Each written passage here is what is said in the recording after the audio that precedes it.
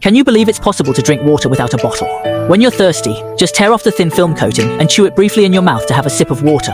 What is this thing, you might wonder? It's a mineral water orb developed abroad designed to be pocket-friendly for emergencies. The primary motivation behind this unique water ball is environmental protection. We all know that plastic doesn't decompose easily. It can take around 400 years for countless discarded plastics to disappear. Nowadays, you can find these plastic products in everything from rivers to the ocean. To help address this issue, 3 engineers from abroad invented this edible water orb. Don't be fooled by its size. It can contain up to 250 milliliters.